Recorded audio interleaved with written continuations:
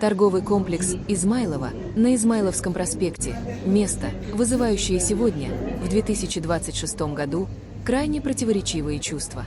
С одной стороны, это редкая для Москвы возможность купить продукты с человеческим лицом. Здесь нет безликих пластиковых упаковок, как в Перекрестке, где мясо часто пугает своей неестественной краснотой из-за газовой среды. Вообще, в Перекрестке с мясом напряженка. Одни стейки за огромную цену. В мясном отделе часто нет продавца, а выбор маленький. В Измайлово вы видите продукт в его натуральном виде.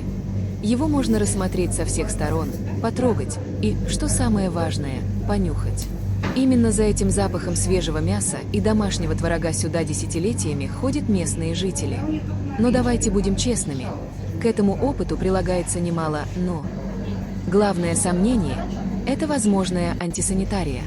Здание явно застряло в прошлом. Давно не было капитального ремонта. Отделка порой выглядит неопрятно, а общее ощущение грязноватости в торговых рядах заставляет бдительного покупателя напрячься. Особенно неприятно находиться на рынке в жаркий день, когда запахи превращаются почти в миазмы. С фруктами и овощами больше географической ясности, благодаря подписям. А откуда здесь мясо? Это либо поставки из ближайших областей, Рязанской или Тульской, либо, что греха таить, закупки с крупных оптовых баз вроде Food City. И хотя все мясо проходит через местную лабораторию и систему «Меркурий», выбор здесь – это всегда ваша ответственность. Я лично покупаю здесь как раз его. Раньше у продавцов постоянно возникали проблемы со сдачей, точнее, ее отсутствием. Но теперь у всех есть терминалы, можно заплатить картой без проблем. Но есть и еще один барьер – психологический. Здравствуйте. Здравствуйте. Измайловский рынок – это территория жесткой коммуникации.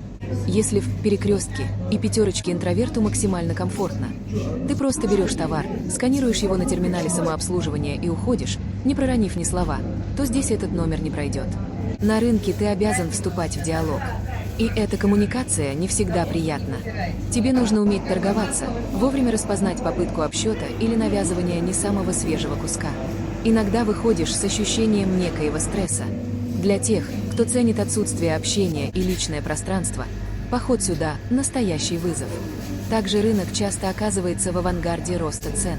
В то время как крупные сетевые ритейлеры сдерживают стоимость базовых продуктов за счет огромных объемов закупок и акций, небольшие рыночные продавцы реагируют на любое изменение оптовых цен мгновенно. Стоимость мяса, овощей или фруктов здесь может подскочить буквально за ночь. Цены – космос.